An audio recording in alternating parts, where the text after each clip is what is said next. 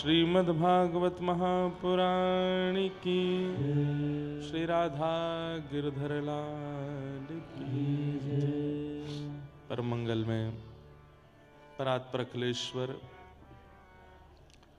अकारण करुणा वरुणालय भक्तवांछा कल्पतरु तड़ित्वित विनिंदित पीतांबरधारी श्री बालकृष्ण प्रभु की वांग्मयी प्रतिमूर्ति, शब्दमयी प्रतिमूर्ति, हम आप सबके मध्य में विराजमान श्रीमद् भागवत महापुराण को बारंबार प्रणाम। एक बार एक व्यक्ति को विरक्ति आ गई संसार में, और वो विरक्ति को प्राप्त होकर के इतना ज्यादा संसार मोह से दूर हो गया कि उसने पृथ्वी लोक का ही त्याग कर दिया। लोग घर छोड़ते हैं, पत्नी बच्चे परिवार छोड़ते हैं, कोई पृथ्वी ही छोड़ दे विरक्ति के कारण। विरक्ति के कारण पृथ्वी लोक का त्याग कर दिया। शिवलोक कौन सा है? कैलाश। विष्णुलोक वैसे तो वैकुंठ है, पर प्रारंभ हो जाता है मुक्तिनाथ से या बद्रीनाथ से। वो ऐसे लोकों में जाके रहने लगा और प्रार्थना करने लगा कि मेरी पृथ्वी छुड़वाइए, मुझे इसमें नहीं रहना। तो एक बार वो पृथ्वी लोक से निकल करके पितृलोक पहुंचा, और पितृलोक में जब पितरों का दर्शन उसने किया, उन पितरों में कई पितृ जो थे वो अपने पद से च्युत होकर के बड़ी यातनाएं भोग रहे थे। तो उसने जाकर के उन पितरों से कहा, आप लोग इतनी वेदना में हैं क्यों? तब उन्होंने कहा कि हम लोगों ने तो पुण्य इतना किया नहीं, उम्मीद थी कि हमारे वंश के बालक उस पुण्य को करेंगे, पर वे लोग भी केवल काम क्रोध और व्यसनों में पड़ गए। वे लोग भी ना श्राद्ध करते हैं, ना तर्पण करते हैं, ना इन पावन दिवसों में, जैसे आज एक पावन दिवस है, इन दिवसों में तीर्थ यात्रा करके स्नान आदि करते हैं, कुछ भी नहीं करते। तो फिर हमको भी यातना भोगनी पड़ रही है। ये नहीं है कि हम ही यातना भोग रहे हैं, हमारे वंश के उन बालकों को भी यातना भोगनी पड़ेगी। हमें उचित समय पर याद करके हमारे पुण्यों को पूर्ण ना करने के लिए उनको भी भोगना पड़ेगा। तो हम लोग बड़ी यातना में हैं।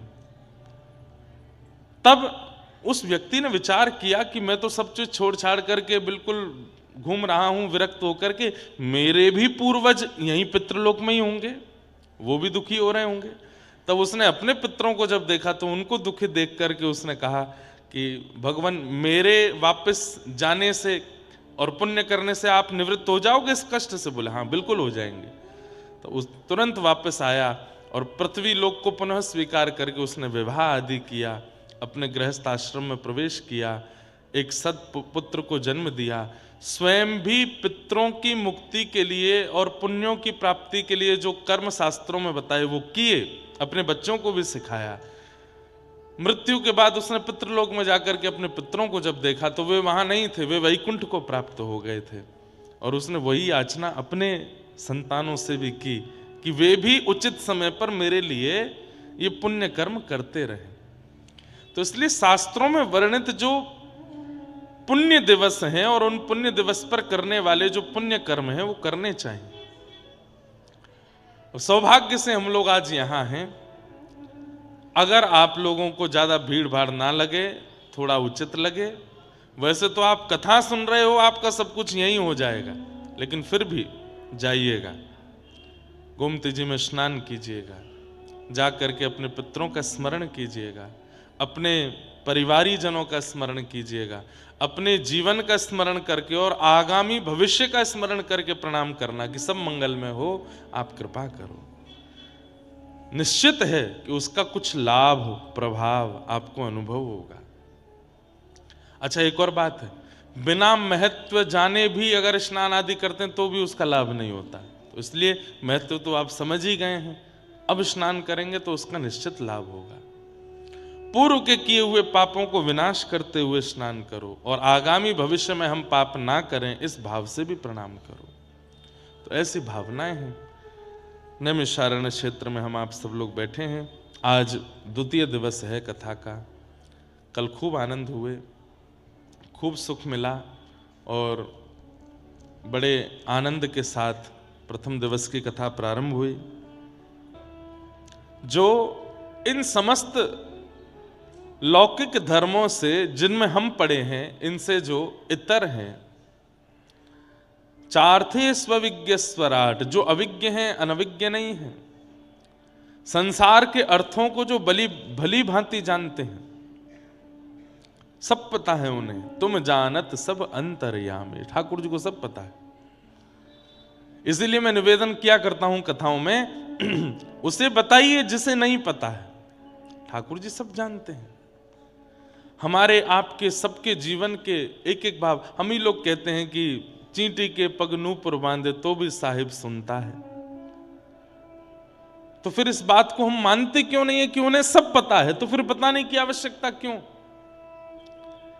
कई लोग मंदिर दर्शन करने जाते हैं, बहुत भीड़ होती है, तो वो ठाकुर जी को नहीं देख रहे होते, वो केवल अपनी संशय बता रहे होते हैं ठाकुर जी को। वो वाला काम करवा देना, माता जी बहुत बीमार रहती है, उनको ठीक कर देना, बच्चे ऐसे नहीं मानते हैं, उनको कर देना। और वहाँ गार्ड पकड़ के खींचते, चलो चलो चलो चलो, एक बात और रह गई है, बढ़िया सी कन्या से मेरा ब्याह करा देना। क्यों बताना है ठाकुर जी को? ठाकुर जी सब जानते हैं। भैया, बालक सबसे सुंदर अवस्था उसकी कौन सी होती है? जब तक वो अपनी इच्छा मां से नहीं कहता, मां जैसा करे उसमें स्वीकार, तब तक वो बालक सबसे सुंदर लगता है। छोटे से बालक को देखो, शुद्धोसी मुक्तोसी निरंजनोसी संसार मायाम परिवर्जितोसी, उस बालक में से कभी दुर्गंध भी नहीं आती। वो बालक इतना कोमल होता है, उसकी त्वचा का स्पर्श करो, उसके गालों का स्पर्श करो, उसकी बातें सुनो, उसके स्वभाव को देखो, उसकी निद्रा अवस्था देखो, उसकी ऊधम देखो, चलना फिरना देखो, सब आकर्षक होता है। क्यों? क्योंकि वो शुद्ध है, मुक्त है, निरंजन है, और सबसे बड़ी बात, अपनी इच्छाओं से परे है। वो अपनी मातृ इच्छा में रहता है, वो किसी के पराधीन है, अपने ऊपर अधीन नहीं होता। लेकिन वही बालक जब स्वयं इच्छा प्रकट करने लग जाता है, मुझे तो ये खाना है, मुझे तो ये पहनना है, मुझे तो वहाँ जाना है, मुझे तो उससे मिलना है, मुझे तो ऐसे रहना है, जैसे जैसे ये उसकी इच्छाएं प्रकट होती चली जाती हैं, बालक फिर कोमल रूप से निष्ठुर होता चला जाता। फिर उसके अंदर विकार आने शुरू हो जाते हैं, काम, क्रोध, लोभ, मोह, ईर्ष्या, द्वेष, अभिनिवेश, अहंता, ममता, चिंता, सब उसके अंदर आ जाती है। कब से? जब से वह स्वयं की इच्छा प्रकट करता है। भैया, छोटे बालक रहिए ठाकुर जी के लिए। आपको सब पता है, मुझे क्या चाहिए, मेरे लिए क्या जरूरी है, मेरे लिए क्या उपयुक्त है, नाथ वो मुझे दीजिएगा। कितने उदार हैं ठाकुर जी। परंतु उस उदारता में, उदारता का मतलब क्या होता है? वो सब जानते हैं, और सब जानकर के वो देते हैं जो हमारी उम्मीद से भी परे है, जो हमारे कर्म से भी प्राप्त नहीं होने वाला, पुण्यों से भी प्राप्त नहीं होने वाला, जो हमारे अधिकार में है ही नहीं, वह भी हमें जो दे दे, उसको उदार कहते हैं। पर हम लोग ठाकुर जी की उदारता पे प्रश्न चिन्ह उठा देते हैं। कैसे? उन्हें जाकर के बता करके, हमें तो ये चाहिए, हमें तो ऐसा चाहिए, हमें तो वैसा चाहिए। ठाकुर जी कहते हैं, हमको उदार कहते हैं सब लोग, लेकिन तुम चाहते हो कि तुम्हें यही मिले, तो ठीक है, ये ले जाओ। और फिर पछताते हैं हम बाद में। जिस वस्तु को हमने ठाकुर जी से बड़ी याचनाएं, मिन्नतें करके मांगा, याद रखिएगा, लिख लीजिएगा कहीं पर, अनेक व्रत अनुष्ठान करके, खूब भाग दौड़ करके, हाथों पर कपूर जला जला करके, नंगे पांव चल चल करके, पैरों में छाले कर करके, हमने देवताओं से या भगवान से जिस किसी भी संसारी वस्तु की याचना की है, वो वस्तु मिल तो जाएगी, पर वो बहुत सुख नहीं दे पाएगी आपको, क्योंकि वो आपने अपनी इच्छा से प्राप्त की है। ठाकुर जी के भरोसे रहो, आप जो देना चाहो नाथ दे दो, हमें सब स्वीकार है। आप चाहो तो योग्य पत्नी दीजिए, आप चाहो तो योग्य पत्नी मत दीजिए। तुकाराम जी का नाम सुना है? बहुत ध्यान से सुनना। श्री तुकाराम जी महाराज, उनकी पत्नी जो थी वो अनुकूल नहीं थी, प्रतिकूल थी, बहुत चिल्लाती थी। अच्छा, उनका पूरा चरित्र पढ़ने में आता है कि उनकी पहले उनके भी ऊपर भगवान की बड़ी कृपा, श्री तुकाराम जी महाराज की एक पत्नी और पुत्र अकाल पड़ने के कारण मृत्यु को प्राप्त हो गए थे। तब तुकाराम जी की एक और कन्या के साथ में फिर दूसरा विवाह हुआ, और जब दूसरा विवाह जिस कन्या से हुआ वो बड़ी तेज थी, वो उनको भजन करने में विक्षेप डालना, उसको सत्संग भजन सेवा इन सब में रुचि नहीं थी बिल्कुल भी। वो पूरे दिन लड़ती झगड़ती रहती थी तुकाराम जी से। तो तुकाराम जी अपने गांव के बाहर एक पहाड़ सा था, उसके ऊपर बैठ के भजन करते थे पूरे दिन, और शाम को जाते थे। गृहस्थ आश्रम का त्याग नहीं किया, अपने भैया जो हमारे पूर्व जन्म के कर्मों से मिला है इस जन्म में वो तो भोगना ही है। ध्यान से सुनिएगा। कई भाई लोग वीडियो बना रहे हैं तो मुझे लगा कि कहीं अपनी पत्नी को सुनाएंगे जाके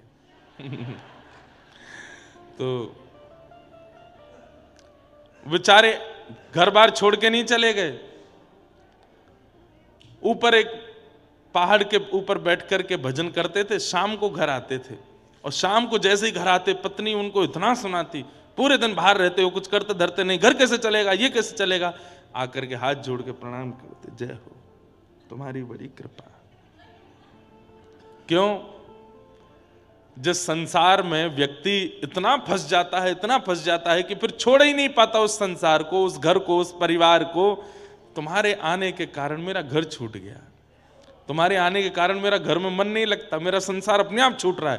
तुम ऐसे ही गुस्सा किया करो रोज, तुम्हारे कारण मेरे चित्त में जो आसक्ति है संसार के प्रति वो निकलती। बोलते नहीं थे, मन ही मन सोचते थे, बोलेंगे तो पिटाई हो जाएगी, कुछ नहीं बोलते थे।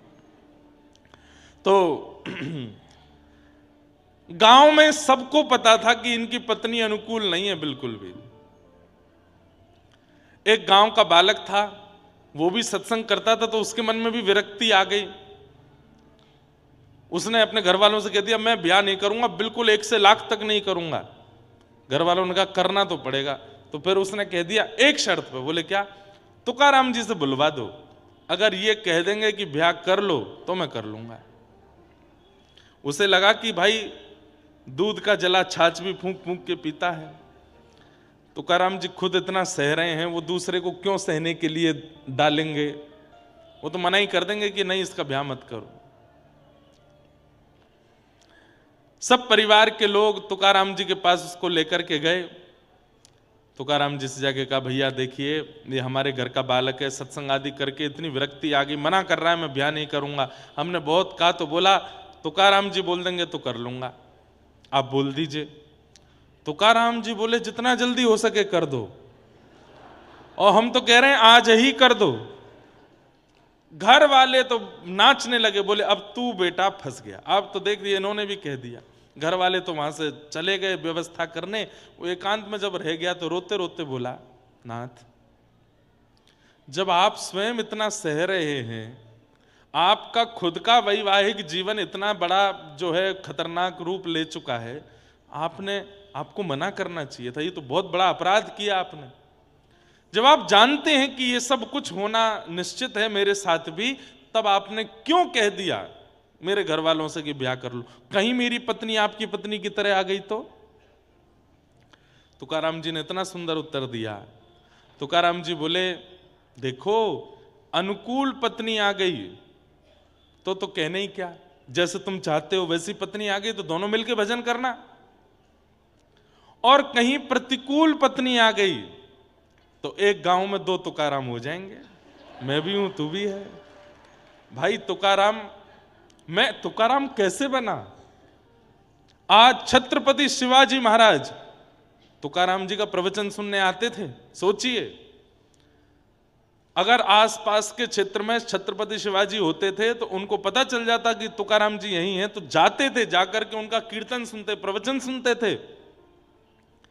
बोले आज इतने हजारों की तादाद में लोग कथा सुनने आते हैं, और कहां तक कहें पंढरपुर में तुकाराम जी का नाम लेने मात्र से श्री पंडरीनाथ भगवान चलित जैसे हो जाते हैं। ये तुकाराम निर्माण किससे हुआ? जीवन में एक विपरीत पत्नी होने की वजह से। भैया देखो ऐसा आवश्यक नहीं है कि हमारे जीवन में केवल अनुकूलता रहेगी तो ही सब कुछ अच्छा रहेगा ना। प्रतिकूलता बहुत कुछ सिखाती है, अनुकूलता सिखाती नहीं है। अनुकूलता आपको सुख देती है, लेकिन आपका निर्माण तो प्रतिकूल अवस्था ही करती है।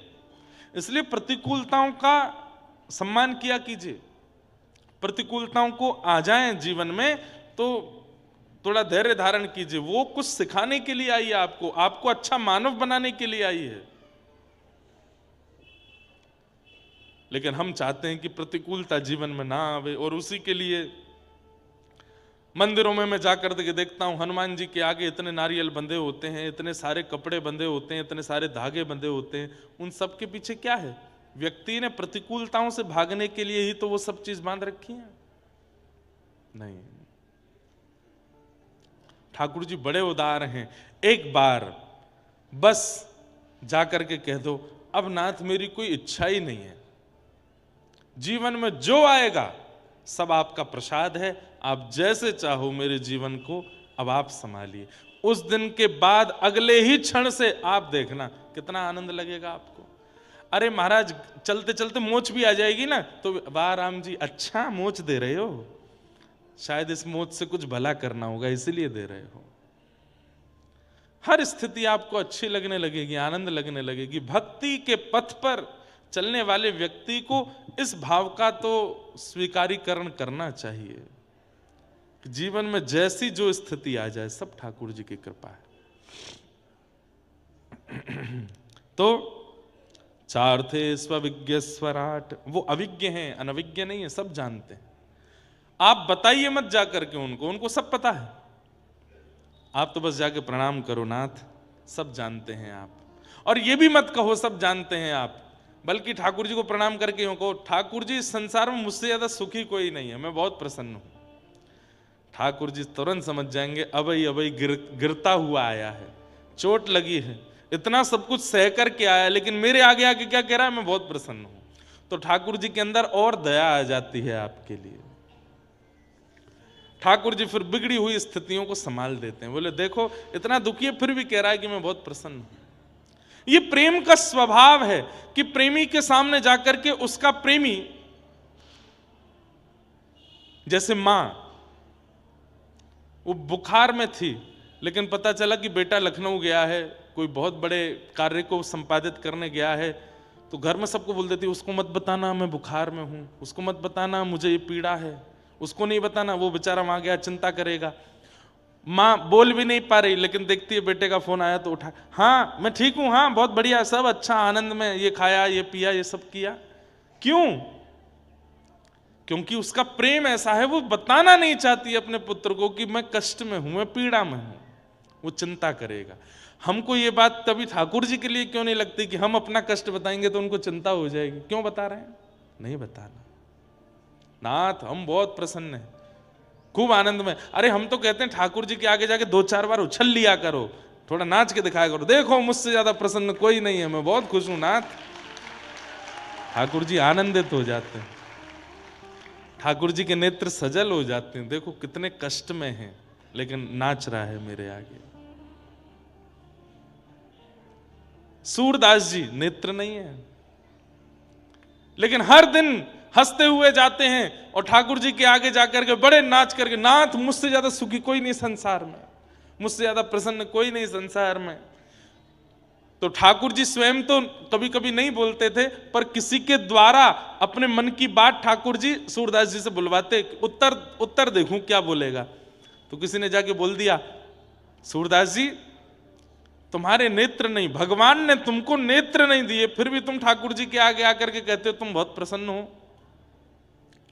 अरे भैया कैसी बात कर रहे हो तुम, ठाकुर जी ने मुझे नेत्र ना देकर के बहुत बड़ी कृपा की है।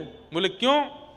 बोले भैया अगर सामने गड्ढा आ जाए तो नेत्र वाले की जिम्मेवारी बन जाती कि गड्ढा देख के संभल के चले, पर मेरे तो नेत्र ही नहीं है, क्योंकि मेरी जिम्मेवारी मुझ पे नहीं ठाकुर जी ने ले रखी है कि तो मैं बचाऊंगा। आप अगर कोई अपराध करते हैं तो आप पर ठाकुर जी उंगली उठा सकते हैं, तेरे पास हाथ थे, पैर थे, आंख थी, बुद्धि थी, सब कुछ था, फिर भी तूने अपराध किया। अरे भाई कोई अपराध करने वाला व्यक्ति कह दे मुझ पर तो ये था ही नहीं, मेरे पास तो ये सामग्री नहीं थी इसलिए मुझसे हो गया, तब ठाकुर जी मान लेते हैं, हाँ भाई तेरे पास तो था ही नहीं, तुझसे हो गया तो उसमें क्या कहें। उसकी जिम्मेवारी तो ठाकुर जी धारण करते हैं। तो वो अविज्ञ हैं, अनविज्ञ नहीं हैं। तेने ब्रह्म हृदय आदि कवये, आदि कवि ब्रह्मा आदियों को भी जो ज्ञान प्रदान करते हैं। मुह्यन्ति यत्सूरयः, बड़े बड़े देवताओं को भी जो अपनी वाणी पर, अपनी लीला पर, अपने रूप पर, कभी मोहिनी बन करके, कभी गिरिराज धारण करके, कभी रावण वध करके, जो अपनी लीला आदि पर भी बड़े बड़े देवताओं को, बड़े बड़े सूरों को भी जो मोहित कर लेते हैं। तेजो वारि मृदाम यथा विनिमयो, पृथ्वी जल अग्नि वायु आकाश जिनके अधीन है। यत्र सर्गो मृषा, जिनकी कृपा से ये मायावी संसार हमें बड़ा वास्तविक लगने लगता है। धामना स्वेन सदा निरस्त कुहकम सत्यम परम धीमहि, ऐसे परम सत्य परमात्मा को हम बारंबार प्रणाम करते हैं, बारंबार वंदन करते हैं, जिनसे इस पूरे संसार की रचना, जिनके कृपा से इस संसार में हम सबकी गतिविधि आदि सब निश्चित होती है, उन परमात्मा को हम बारंबार वंदन करते हैं। धर्म प्रोजित कैतवोत्र परमो निर्मत्सराणां सतां, वैद्यं वास्तवमत्र वस्तु शिवदं तापत्रयोन्मूलनम्। श्रीमद्भागवते महामुनिकृते किंबा परैरीश्वर, सद्यो हृद्यवरुध्यते त्रिकृतभिः शुश्रूषुभिस्तत्क्षणात्। बहुत ध्यान से सुनिएगा, आप लोग श्रोता तो बढ़िया हो, ध्यान से सुनते हो, अच्छे हो। या फिर ऐसा कह लो कि यहाँ इस सभागृह का स्वरूप ऐसा है कि हमें सब दिख रहे हैं, नहीं तो हम जिन पंडालों में करते हैं हमें दिखता ही नहीं है कोई भी, एक आध दो लोगों के अलावा दिखते नहीं। पर आप लोगों के मुखमंडल इतने प्रसन्न चित्त और इतने आनंद में हैं, अच्छा आनंद लग रहा है। और वातावरण भी इतना बढ़िया है नैमिषारण्य का। और जगह तो गर्मियाँ आ गई, यहाँ अभी भी सर्दी है, यहाँ अभी भी ठंडी ठंडी सौंधी हवा चल रही है, शांति है, चारों तरफ से कोई ज़्यादा शोरगुल हल्ला कुछ भी नहीं है। तो ये ऐसा वातावरण, मतलब कथा के लिए जैसा वातावरण होना चाहिए वैसा यहाँ है। शाम को जाइए, अब आज तो भीड़ होगी, कल मैं गया था श्री नदी के तट पर जाकर के दशाश्वमेध यज्ञ घाट पर या कहीं भी जाके बैठो, ऐसा लगता है कि बस कोई मिले ना, कोई आवे ना, थोड़ी देर यहाँ भजन करें, इतना आनंद लगता है। और नैमिषारण्य के घाटों के सामने वाले घाट बिल्कुल हरे भरे, उनमें वृक्ष लगे हैं, बिल्कुल शांति, दूर दूर तक एक भी व्यक्ति नहीं। कितना सुंदर चिंतन यहाँ बन सकता है अगर कोई बनाना चाहे तो। मुझे तो बहुत आनंद आ रहा है यहाँ पे, बहुत अच्छा लगा आकर के। अभी 2 दिन तो भीड़ है आज और कल, फिर भी एकांत मिल ही जाएगा, कहीं ढूंढ के बैठ जाओ। पर हम बार बार आपको संकेत करते हैं, बस ध्यान से बैठना। वन्य प्रदेश है, यहीं से मुक्तिनाथ नहीं जाना सीधे। तो एक बार बद्रीनाथ में कथा थी पूज्य पिताजी महाराज की। तो पूज्य पिताजी महाराज कथा में बोले कि भाई बद्रीनाथ में गंगा जी में स्नान का विधान नहीं है। पिताजी ने कहा यहां तो दर्शन मात्र से गंगा जी के स्नान का फल मिल जाता है। तो 2 बूढ़ी माता जी कथा सुनी, उन्होंने सोचा दर्शन मात्र से स्नान का फल मिलता है तो स्नान से क्या मिलता होगा। और इस भावना से बेचारी दोनों बूढ़ी माता चली गई। जैसे ही उन्होंने गोता लगाया, बद्रीनाथ में गंगा जी का गोता, मां तो उंगली डाल दो तो उंगली गायब सी हो जाती है, सुन्न पड़ जाती है, खून जम जाता है, इतना ठंडा। दोनों माताओं ने गोते लगाए, फिर तो जो हुआ वो आप अनुमान लगाओ क्या हुआ होगा। सीधे बद्री विशाल भगवान ही दिखे गए उनको। उनके बेचारे परिवार के लोग रोते बिलखते आए, महाराज जी अच्छा अभी हंसने वाली बात तो नहीं है खैर, लेकिन आप हंस रहे हो मैं भी हंस रहा हूं। उनका शरीर भी नहीं मिला। वहां तो गंगा जी को ठहरती हैं, वहां तो गंगा जी का, अगर आप बद्रीनाथ में रात में सुनेंगे तो 1-2 बजे आप किलोमीटरों दूर होटल में भी रुके होंगे तो गंगा जी की आवाज आती है। इतनी तीव्र गति से, वेग से गंगा जी बहती हैं। तो इसलिए कथाओं में, तीर्थों में कई बार व्यासों को बड़ी सावधानी से बातें बोलनी पड़ती हैं, ताकि श्रोता कहीं जाके आधी बात सुन करके कुछ ना कर ले। इसलिए वन्य प्रदेश है, थोड़ा ध्यान से जाना, एकांत में जाओ भी तो। धर्म प्रयोजित कई तवोत्र परमो निर्मत सराणाम, बहुत ध्यान से सुनना। विषय, अधिकारी, संबंध और प्रयोजन, ये 4 बातें इस भाव में बताई गई हैं। श्रीमद् भागवत का विषय क्या है? धर्म प्रयोजित कई तवोत्र परमो, हमारे चित्त में परम धर्म का बीजारोपण करना, ये भागवत का विषय है।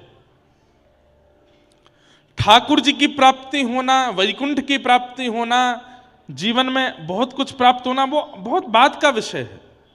पर प्रारंभिक विषय यह है हमारे जीवन में परम धर्म का प्रादुर्भाव होना। परम धर्म किसको कहते हैं? परम धर्म किसको कहते हैं? जहां व्यक्ति देह से उठ करके देह के अंदर विराजमान आत्मा की चिंता करने लग जाए और उसके निवारण का साधन करने लगे, उसको परम धर्म कहते हैं। अभी आपको देह की चिंता है, इसलिए आप देह से क्रियाएं करते हैं। परिक्रमा करना ये दैहिक कर्म है, कंठी माला गले में पहनना ये भी दैहिक कर्म है, तिलक स्वरूप धारण करना ये भी एक देह के निवारण की क्रिया है, दंडवत प्रणाम करना या दंडवती परिक्रमा करना ये सब देह की क्रियाएं हैं। आप इनसे देह को पवित्र करने का प्रयास करते हैं, पर जब देह शांत हो जाए और आत्मा गतिशील बनाने की क्रिया हम करने लगे, आत्मा की निवृत्ति की क्रिया हम करने लगे, उसको परम धर्म कहते हैं। अब जैसे कथा सुनना, यह दैहिक कर्म नहीं है। आप देह से बैठे हो कथा में, लेकिन जो भी वक्ता सुना रहा है उसको अनुशीलन उसका कौन कर रहा है? आत्मा कर रही है। यह परम धर्म है। एकांत में जाकर के आप मानसी चिंतन कर रहे हो, एकांत में बैठकर के नेत्र बंद करके अपने चित्त में विराजमान निकुंज में श्री ठाकुर जी के मधुर रस का चिंतन कर रहे हो, यह दैहिक कर्म नहीं है, यह मानसिक कर्म है। तो मानसिक कर्म जहां आत्मा की निवृत्ति की क्रियाएं की जाती है उसको परम धर्म कहा जाता है। क्या कहते हैं? परम धर्म। परम धर्म। तो श्रीमद् भागवत का आश्रय लेने वाला व्यक्ति धीरे धीरे धीरे धीरे परम धर्म का मार्गी हो जाता है। वो ज्यादातर एकांत में रहना शुरू कर देता है, वो ज्यादातर अपनी आत्मा को समझाना प्रारंभ कर देता है, वो ज्यादातर शारीरिक क्रियाएं ना करके आत्मा को गतिशील भगवत प्राप्ति में कराने की कामनाएं करने लगता है। उसको परम धर्म कहते हैं। श्रीमद् भागवत के प्रथम स्कंद में ही परम धर्म की एक सुंदर विवेचना की गई है।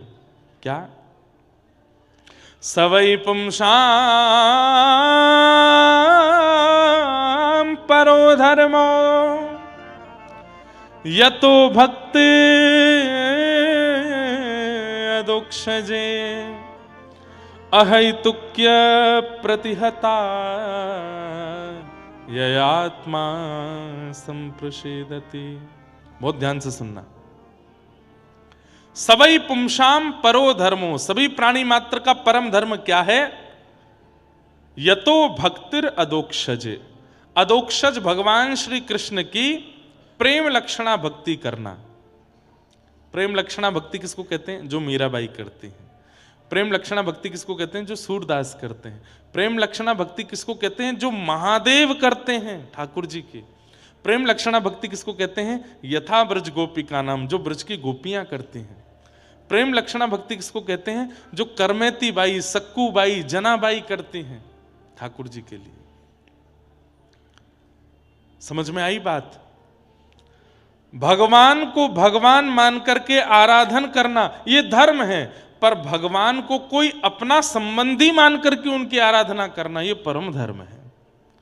ठाकुर जी के प्रति प्रेम भाव करके उनकी आराधना करना यह परम धर्म है।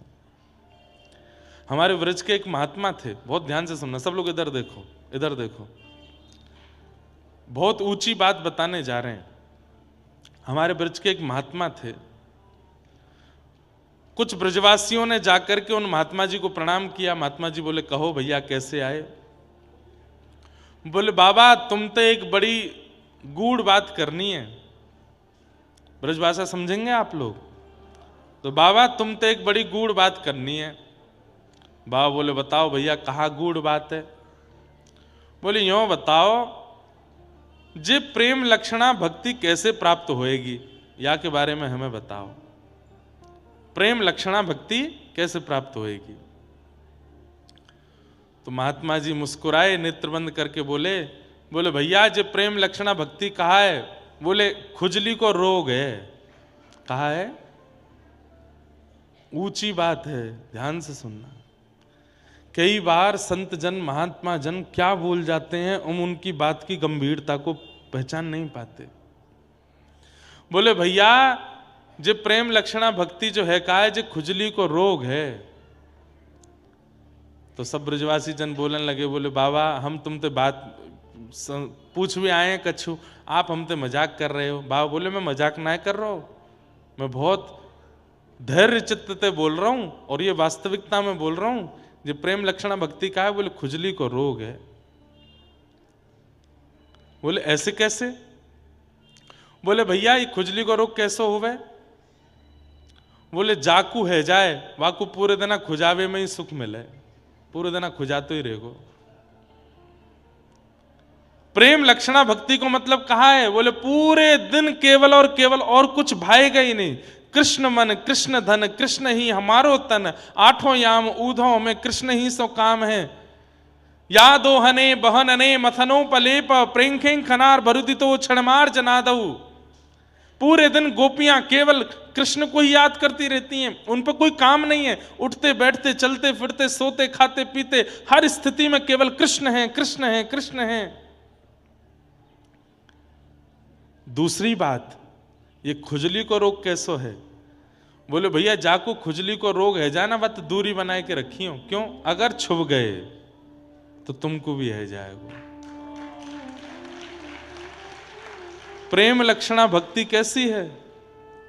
ये प्रवचन से नहीं आएगी, ये सुनावे से नहीं आवेगी, ये सुनवे से नहीं आवेगी। तो बोले, जाकू प्रेम लक्षण रोग लगो हो, वाक्य संस्पर्श से आवेगी, वाक्य संपर्क से आवेगी। ये इतनी आसान नहीं है। सोचो, महापुरुष क्या शब्द बोलते हैं और कैसे उसका संकेत कर देते हैं। अब कितने बड़े प्रश्न को, कितने गंभीर प्रश्न को कितनी आसानी से समझा दिया। जाकू प्रेम रोग लगो होगो, ठाकुर जी की प्रेम लक्षणा भक्ति लगी होगी, वाक्य संपर्क में जावे से प्रेम आवेगो। तो फिर ब्रजवासी, उनके तो नेत्र सजल हो गए, अरे बाबा आपने कैसी अच्छी बात कही। तब दूसरा ब्रजवासी बोलो, लेकिन बाबा कृष्ण प्रेम कोई महापुरुष को लगो है, ये हमको कैसे पता चले? इस भयावह कलयुग में जहां पाखंड का इतना पारावार हो चुका है, लोग बाग केवल अपने प्रचार के लिए प्रेम लक्षणा भक्ति का दिखावा कर देते हैं। हम कैसे पहचाने कि प्रेम लक्षणा भक्ति कोई में है कि नहीं?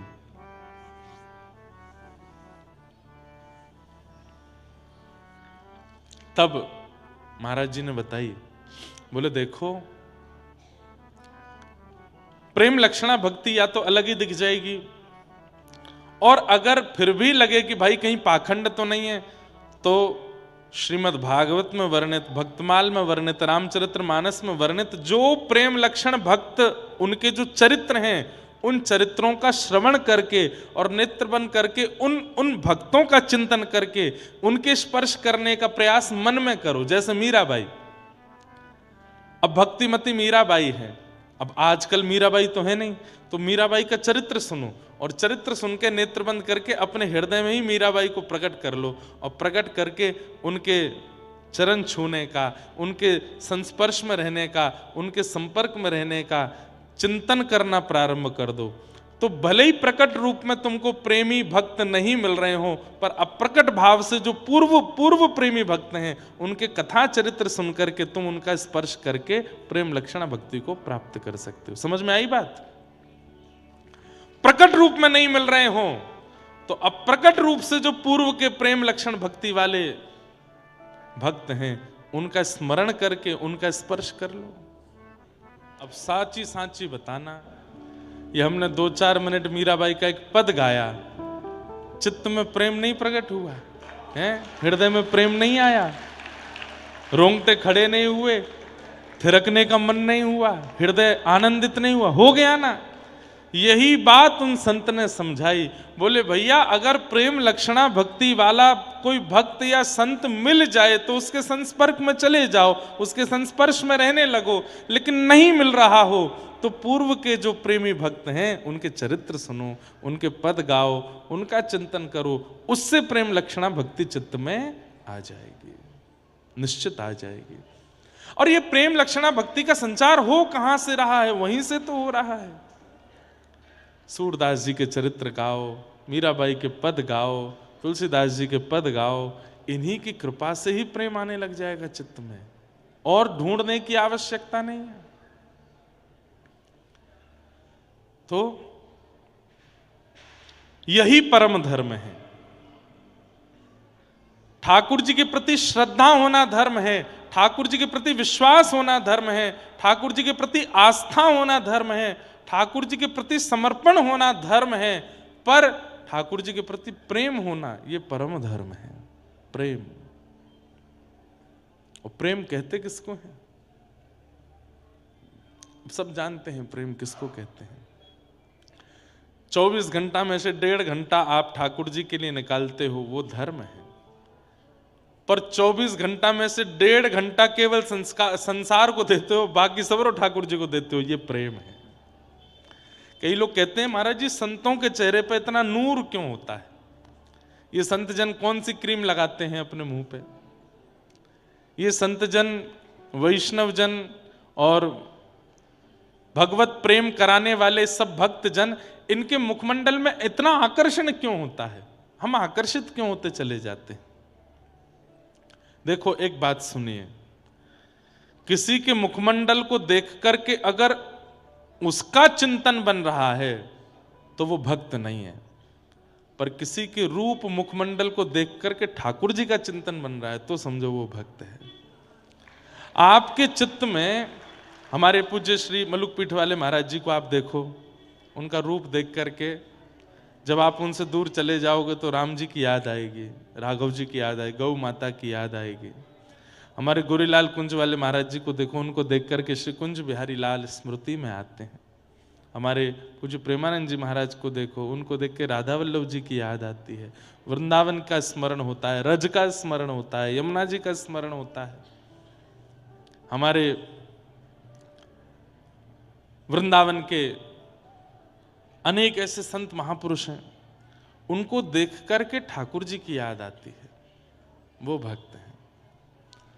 मीराबाई बहुत सुंदर थी, पर मीराबाई के चरित्र में आता है कि इतने हजारों लोग मीराबाई को देखने के लिए आते थे। जब मीराबाई का ब्याह हो गया तो मीराबाई के महल, जिस महल में वो रहती थी, उस महल के नीचे संतों की भीड़ लगी रहती थी।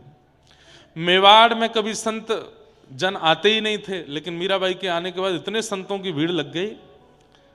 तो भोजराज जिनसे विवाह हुआ, वो एक बार रूप बदल करके उन संतों के बीच में गए और पूछने लगे, मीरा को देख करके क्या लगता है?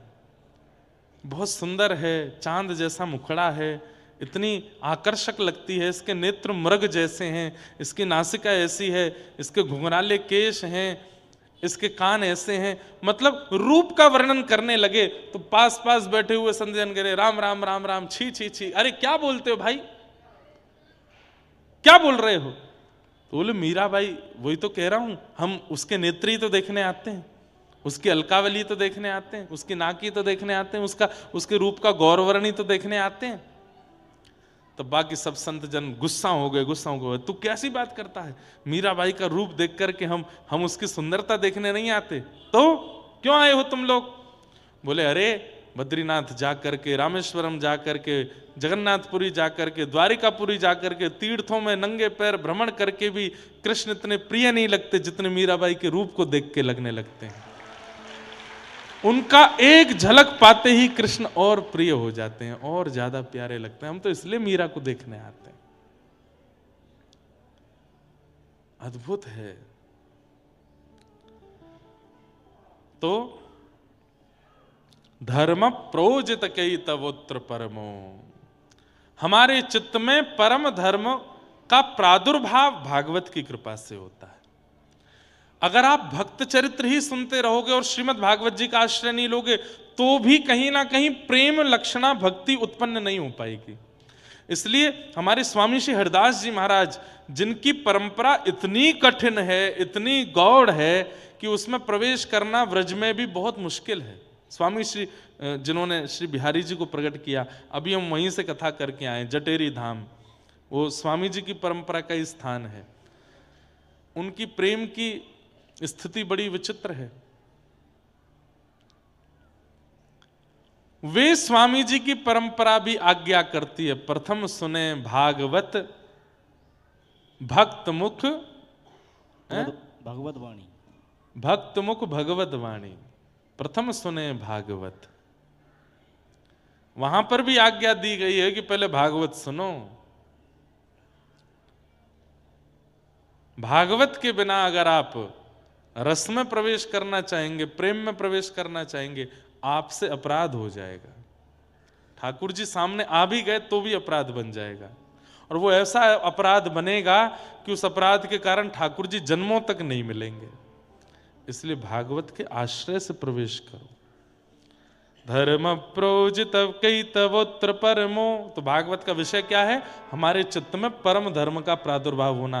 परम धर्म क्या है? कृष्ण से अहेतु की प्रेम लक्षणा भक्ति होना। तो ठाकुर जी से प्रेम लक्षणा भक्ति होना, यह भागवत का विषय। श्रीमद् भागवत का अधिकारी कौन है? तो कहते हैं निर्मत सराणाम सताम, जिसके चित्त में मात्सर्य दोष नहीं है।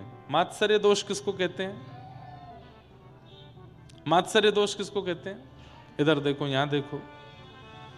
दूसरे के प्रति ईर्ष्या, किसी की अच्छाइयों को देख करके आप विचलित होते हो, वो इतना अच्छा क्यों है, वो इतना बढ़िया क्यों है, इसको मात्सर्य दोष कहते हैं। मैंने कई बार कथाओं में इस बात को कहा है, ठाकुर जी कामी को मिले हैं, क्रोधी को मिले हैं, लोभी को मिले हैं, मोही को मिले हैं, लेकिन ईर्ष्यालु को नहीं मिलते।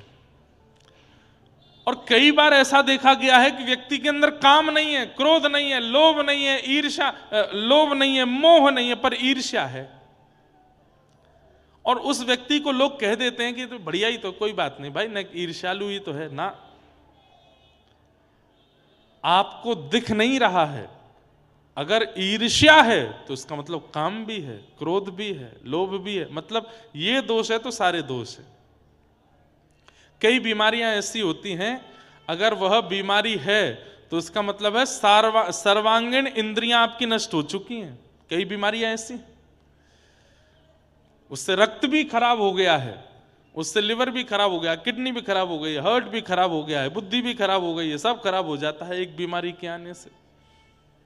ठीक वैसे ही ईर्ष्यालुता एक ऐसी बीमारी है, यदि आपके चित्त में है तो इसका मतलब आप बाकी के सारे दोषों को आमंत्रित कर रहे हो। ईर्ष्या क्या करता है पता है? हमारे चित्त में दोषों के लिए जगह नहीं होती। बहुत ध्यान से सुनो, इधर देखो, इधर देखो, यहां देखो, कथा सुनो।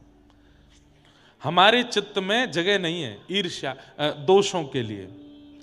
काम क्रोध लोभ मोह आना तो चाहते हैं पर उनको जगह नहीं मिलती। तब वे क्या करते हैं? एक ऐसे चिकित्सक को भेजते हैं जो भीतर जाके जगह बनाए, वो उसका नाम है ईर्ष्या।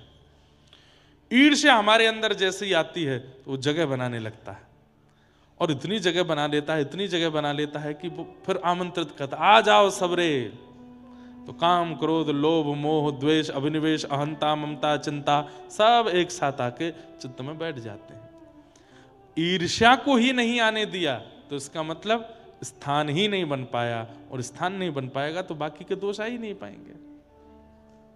लेकिन दुर्भाग्य की बात है, आज हर दूसरे व्यक्ति के अंदर ईर्ष्या है। आप स्वयं से पूछिए, स्वयं से पूछिए, और अभी मत पूछिए, बाद में पूछना कथा के बाद। ईर्ष्या है किसी से? है तो सही, सबको है। और वही ईर्ष्या दोषों को जन्म देती है।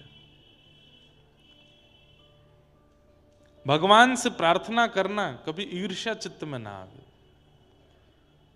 काम, क्रोध, लोभ, मोह यदि चित्त में आ भी गए तो इनकी चिकित्सा हो जाएगी, पर ईर्ष्या आ गई तो उसकी चिकित्सा नहीं हो सकती। वो तो फिर आपका नाश करवा के ही जाएगी। और सबसे बड़ी बात है, ईर्ष्यालु व्यक्ति को ठाकुर जी की प्राप्ति नहीं होती। तो ऐसे ऐसे स्वभाव को हम लाएं क्यों जो भगवत मिलन में बाधा बने? किसी की उपलब्धियां देख करके, किसी के धन को देख करके, किसी के वैभव को देख करके, किसी की सुंदरता देख करके, किसी की प्रसन्नता देख करके आप ईर्ष्या में चले जा रहे हो, ये बहुत बड़ा दोष है। इससे बचने का प्रयास करो। मैं एक बात कहता हूं, श्रावण के दिनों में इस बार शंकर जी के ऊपर जल चढ़ाते हुए प्रार्थना करना, हे शंकर जी, हरि जी मोहे संत हृदय कर दीजो, हरि जी मोहे संत हृदय कर दीजो। हे नाथ, मुझे आप सरल बना दो, मेरे अंदर दया का संचार कर दीजिए, मेरे अंदर करुणा ले आइए नाथ, मेरे अंदर से ईर्ष्या को दूर कर दीजिए। हम ठाकुर जी से ये सब तो कभी मांगते नहीं, दुनिया भर के संसार मांगते रहते हैं। ठाकुर जी से मांगना है तो ये मांगो, ये हनुमान जी महाराज जैसे आप हो ना वैसे हमको बना दो, हे भोलेनाथ जैसे भोले आप हो वैसे हमको बना दो। अरे ठाकुर जी से याचना करो, हमको भोंदू बना दो, भोंदू, बिल्कुल भोंदू बना दो, सीधा बना दो हमको। हम बहुत बहुत चतुर हो गए नाथ, हमारे अंदर बहुत विकार हो गए, हमको सीधा कर दीजिए। ये क्यों नहीं मांगते हम ठाकुर जी से? बंधुओं,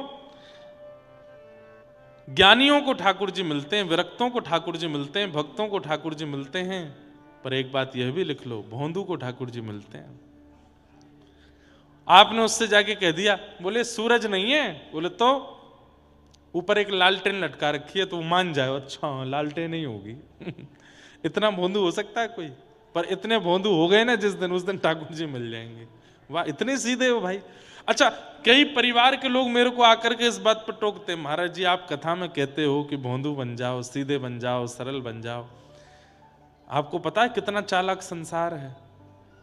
हमारे बच्चे अगर स्मार्टनेस नहीं लाएंगे, हमारे बच्चे थोड़े क्लेवर नहीं होंगे, हमारे बच्चे थोड़े से अपने आप को इंप्रूव नहीं करेंगे, तो ये संसार उनके साथ खेलेगा, ये संसार उनको पागल बना देगा, संसार उनके साथ में दुर्व्यवहार करेगा। अरे जब व्यक्ति सरल चित्त हो जाता है ना, जब व्यक्ति सीधा हो जाता है, जब व्यक्ति भोंदू हो जाता है, बिल्कुल सीधा हो जाता है और संसार उससे खेल भी जाता है ना, तो फिर ठाकुर जी उसके साथ खेल कर जाते हैं। और ठाकुर जी जब खेल करते हैं तो फिर सारे खेल छोटे पड़ जाएंगे। घर में दो बालक हैं, एक बड़ा है एक छोटा है।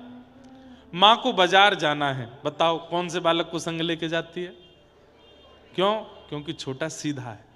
सीधा मतलब अब टेढ़ा भी हो तो भी छोटे को ही लेके जाती है। क्यों? क्योंकि छोटा ज्यादा अभी जानता नहीं कुछ, भोला है, ज्यादा इतना। बड़े और छोटे में अंतर किससे? कद से नहीं पता चलता बड़ा छोटा।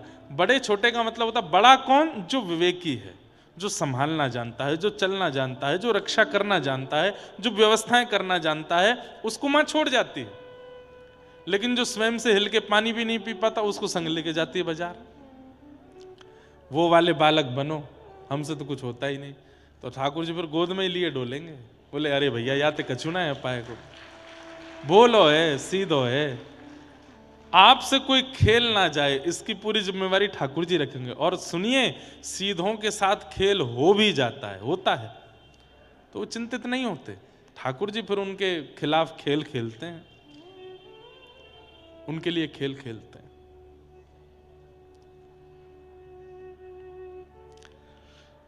तो निर्मत्सराणाम सताम, मात्सर्य दोष को चित्त में मत आने दीजिए। आप पूछेंगे महाराज जी मात्सर्य दोष ना आवे इसके लिए हम क्या करें? नित्य सत्संग करो, नित्य कथा सुनो और संग दोष से बचो। जो कुसंगी हैं, जाके संग कुमति उपजत है, पड़त भजन में भंग, तजोरे मन हरि विमुखन को संग।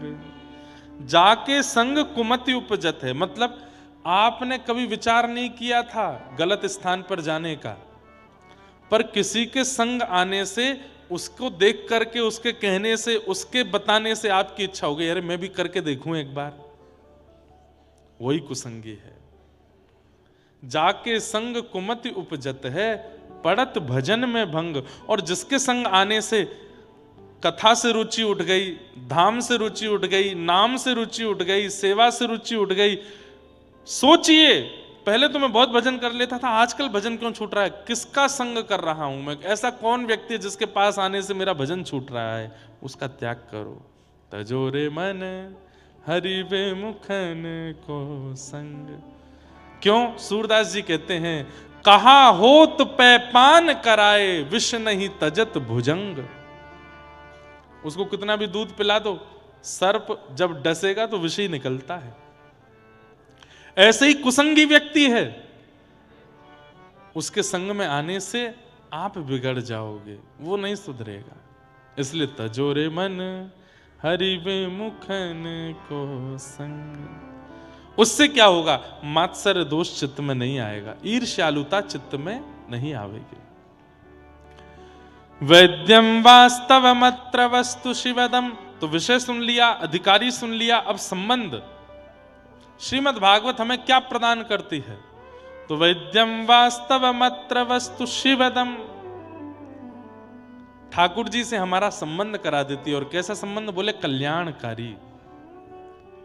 कथा सुनने के पश्चात ठाकुर जी के प्रति संबंध प्रगाढ़ हो जाता है, संबंध अटूट हो जाता है। ये कोई अपने से लगने लगते हैं। बहुत भोंदू भोंदू कर दिया, सुनाई देते हैं भोंदू की कथा, बड़ी मधुर कथा है।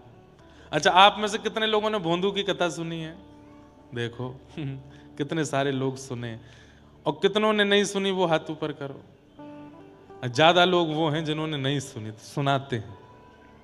हमारे व्रजमंडल में रूप गोस्वामी पाद रहते थे, बिल्कुल सत्य घटना है। उनकी गौशाला में एक बड़ा सीधा व्यक्ति रहता था।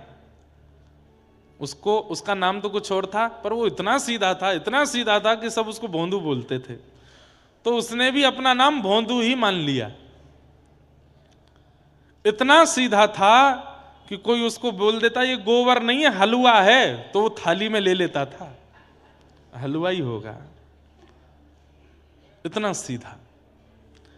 और ऐसे सीधे लोगों को ठाकुर जी क्यों मिल जाते हैं? क्योंकि सीधे लोग ही कथा में कही गई बातों को भी सत्य मान करके स्वीकार करते हैं।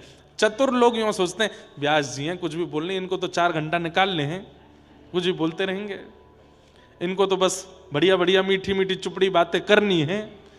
चतुर लोग ऐसे सुनते हैं कथा, पर सीधे लोग अच्छा ऐसे होता है, ऐसे हो जाता है, वो तुरंत उतार लेते हैं चित्त में। तो भोंदू पूरे दिन तो गौ सेवा करता था, गौ चारण करता था। शाम को जब गौ सानी आदि करके दूध काढ़ करके जब गैया निवृत्त हो जाती तो भोंदू भी फ्री हो जाता। तब रूप गोस्वामी जी का प्रवचन होता था, जीव गोस्वामी जी का, वहां बैठ करके सुनता था और उनके प्रवचन सुनता था। एक दिन वो सबसे पीछे बैठ के सुनता था, सारे बड़े बड़े विद्वान शिष्य आगे बैठते थे, भोंदू सबसे पीछे बैठता था। एक दिन जीव गोस्वामी पाद कथा में बोले, आहा तम गो रजच्छुरित कुंतल वद्दवरह वन्य प्रसून रुचिरे क्षण चारुहासम। ठाकुर जी सिर पर सुंदर स्वाफी बांध करके, सुंदर सुंदर तिलक छापे लगा करके, ऊंची काचनी पहन करके, अपनी वंशी को कमर में बांध करके, हाथों में बछड़ा बछियाओं के रस्सा लेकर के ठाकुर जी गौचारण के लिए जा रहे हैं। आगे गाय पाछे गाय, इत गाय उत गाय, गोविंद को गायन में बसवो ही बावे। यहां से होए होए करते हुए सब ग्वाल वाल चिल्लाते हुए चल रहे हैं, गैया चरा रहे हैं, गैयाओं की चरणरज उड़ करके ठाकुर जी के मुखमंडल पे लग रही है, सब चर्चा करते हुए चल रहे थे। और तभी ठाकुर जी गौचारण करते हुए भांडीर वन पहुंचे। ठाकुर जी भांडीर वन आए हैं, सब लोग ध्यान से सुनना। और जैसे ही भांडीर वन का नाम सुना, पीछे बैठा बैठा भोंदू बोला, अरे भांडीर वन, भांडीर वन तो मैं जाता हूं गैया चराने, भांडीर वन तो हमेशा मैं गया हूं अपनी गायों को चराने के लिए। गुरुदेव बता रहे हैं कि भांडीर वन ठाकुर जी जाते हैं गैया चराने। अरे भोंदू तू कितनो बाबड़ो है, भांडीर वन गैया चरावे 10 सालन ते जा रहो है, आज तक तेने ठाकुर जी ना देखे वहां पे। अपने मन से बोला कल जाऊंगा। अरे मैं हूं तो बाबड़ो हूं, मैं गैयान को छोड़ करके पौड़ जाऊं, लेट जाऊं। अब कल सो मैं जाऊंगा और भांडीर वन में जाके लेटूंगा नहीं, ढूंढूंगा ठाकुर जी कहां है। उसने विश्वास मान लिया।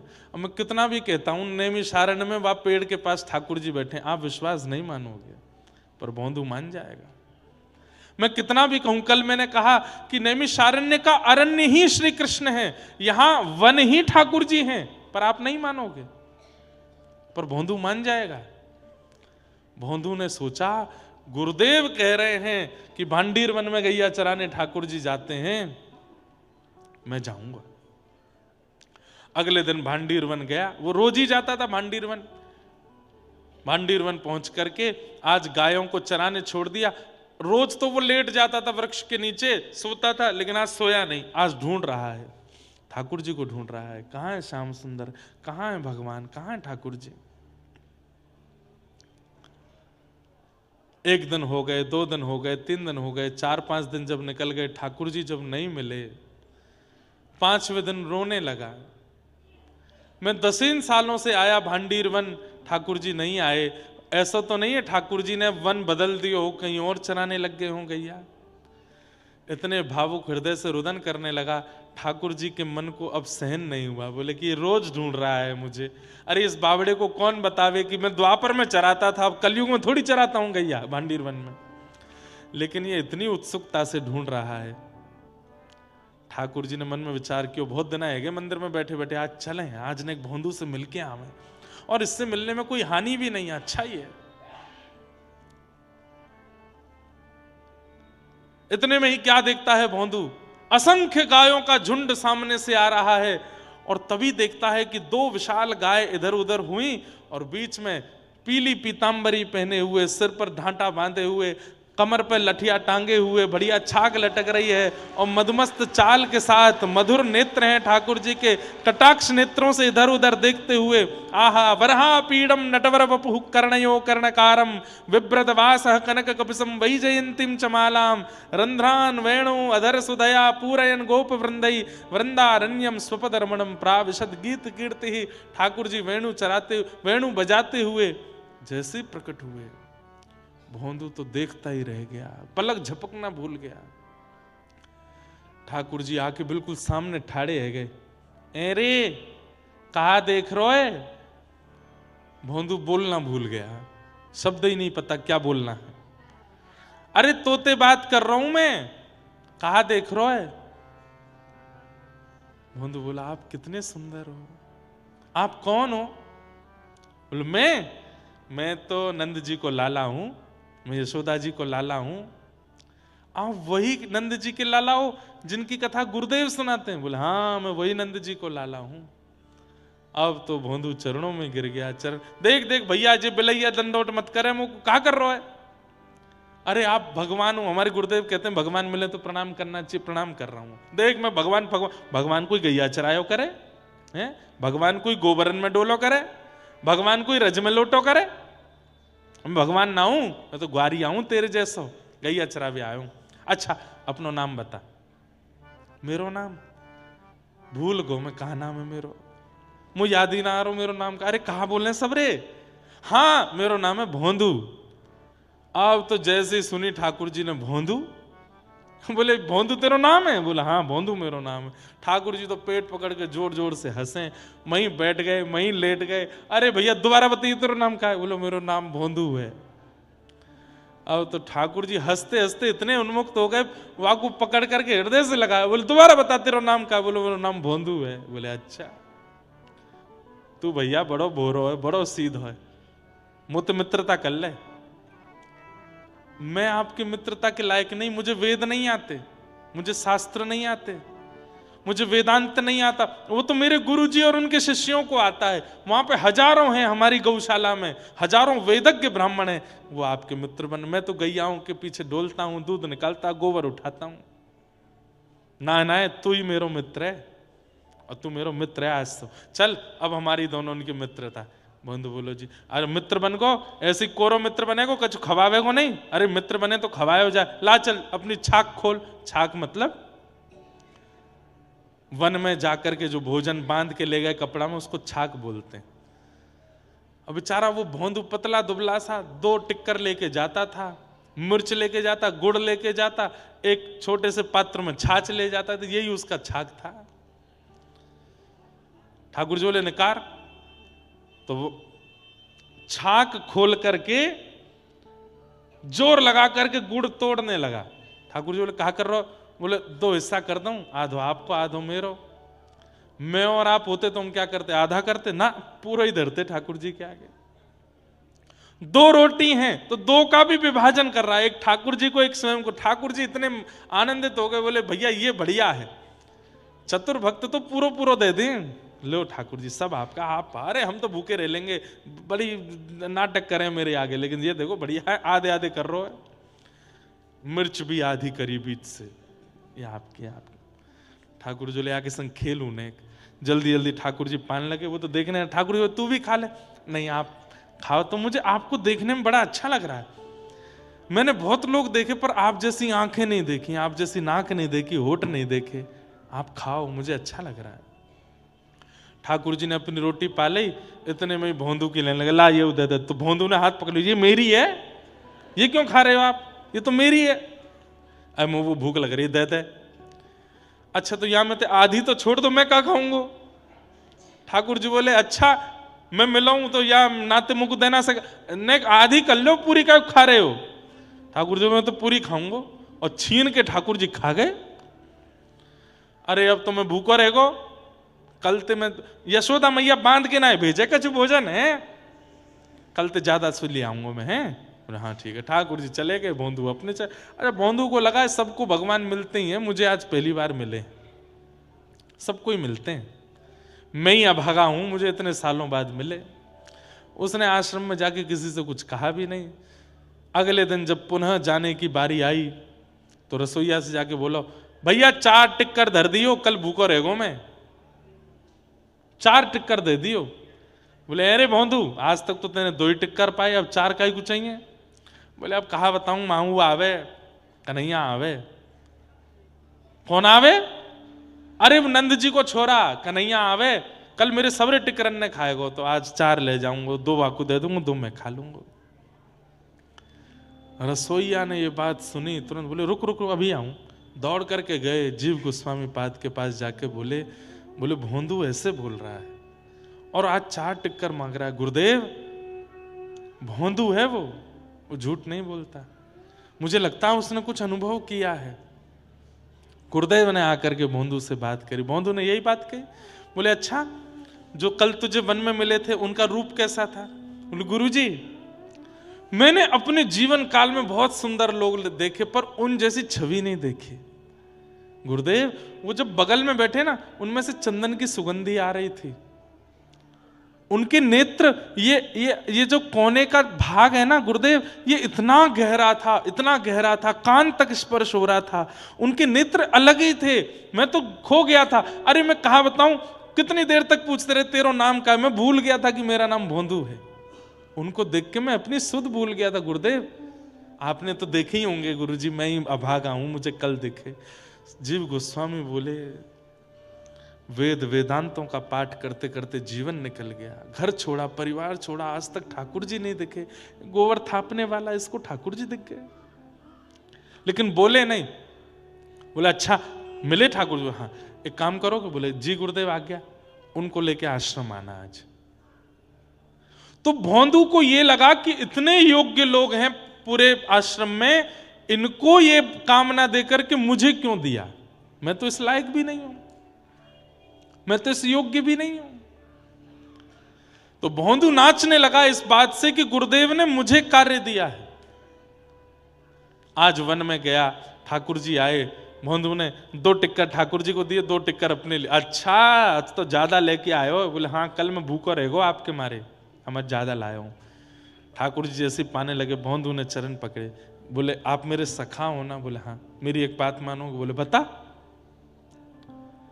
बोले आज गुरुदेव ने आपको आश्रम पे बुलाया, आश्रम चलोगे?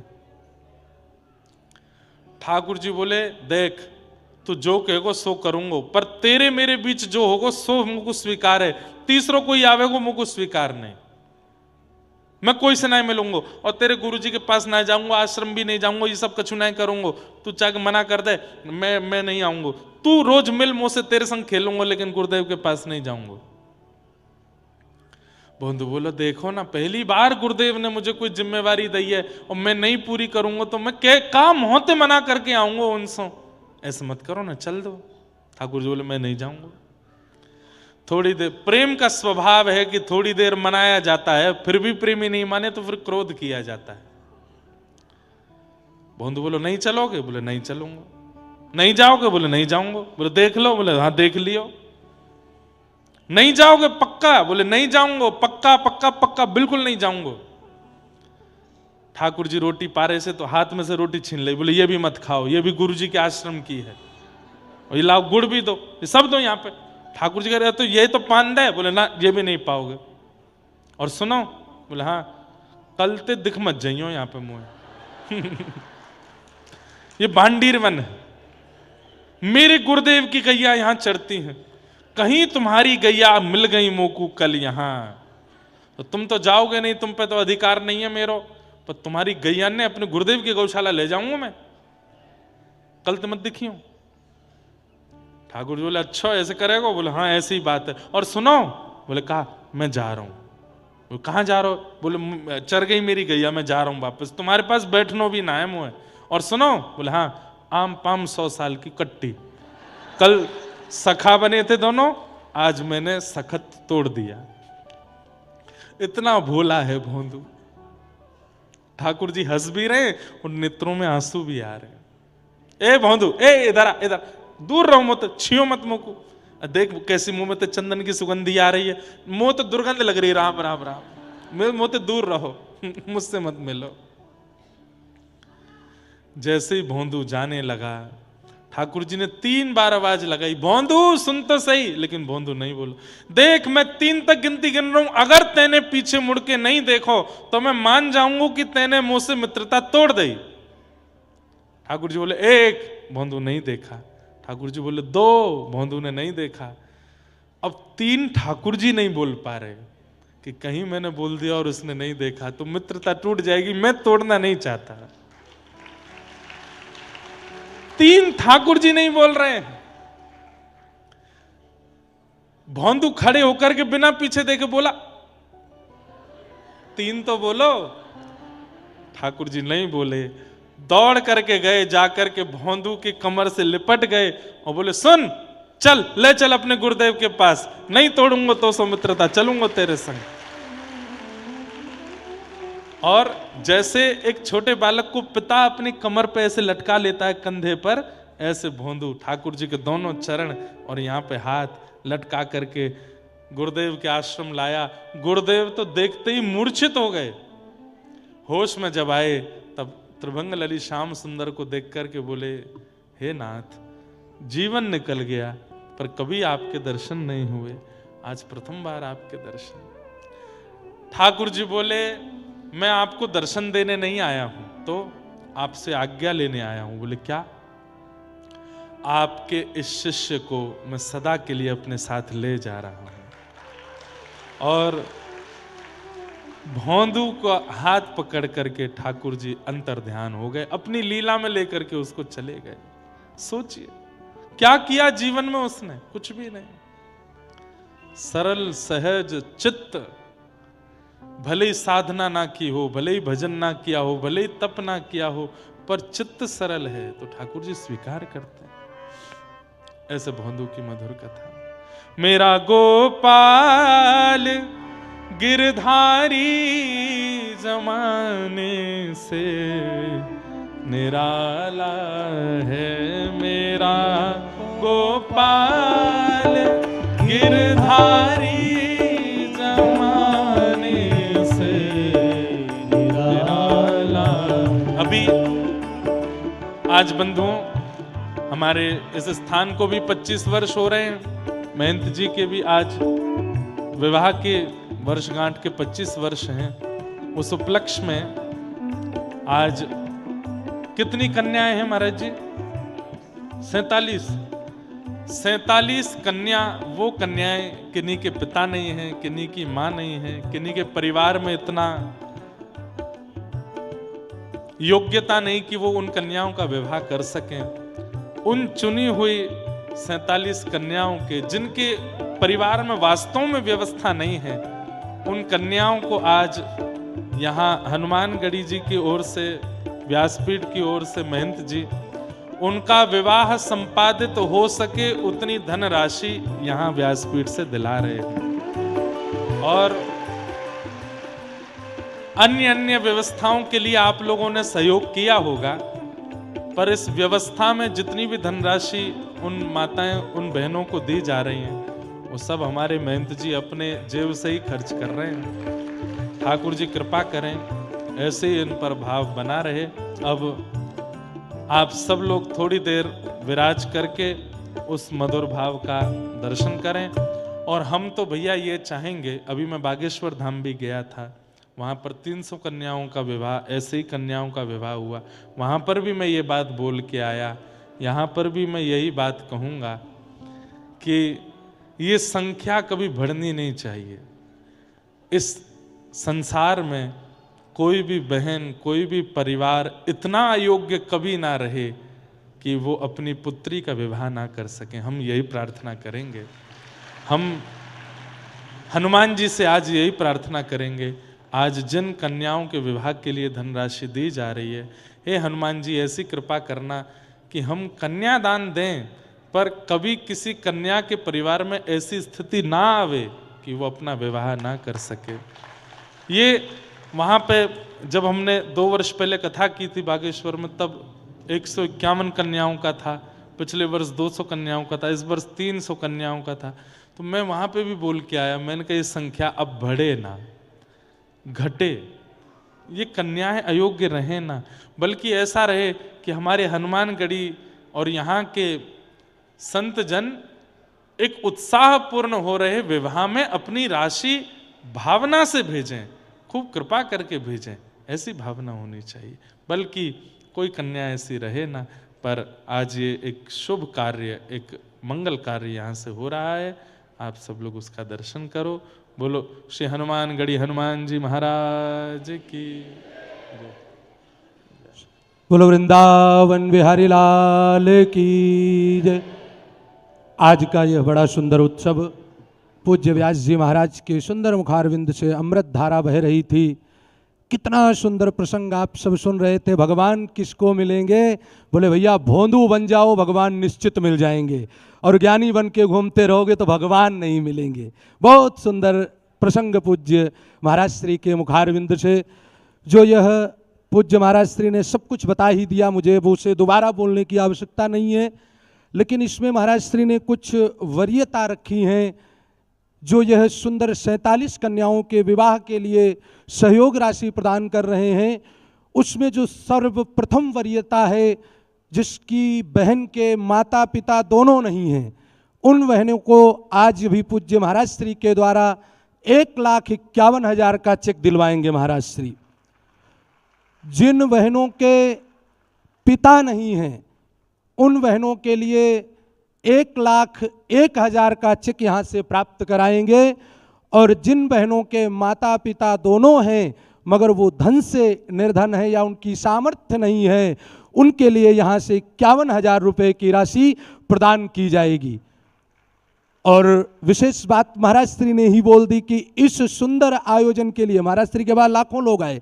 अभी हमारे श्योता के विधायक ज्ञान तिवारी जी नीचे ही हैं अभी, जो कि महाराज कई लोगों ने कहा महाराज जी हम अकेले कर देते हैं, लेकिन महाराज श्री ने कहा नहीं, जो हम दूसरों को होटल में जा कर के और अनेक जगह खर्च करते हैं, उस खर्चे को हम हनुमानगढ़ी में अपनी बहन बेटियों को बुलाकर उनके चेहरे पर खुशी लाने का काम करेंगे।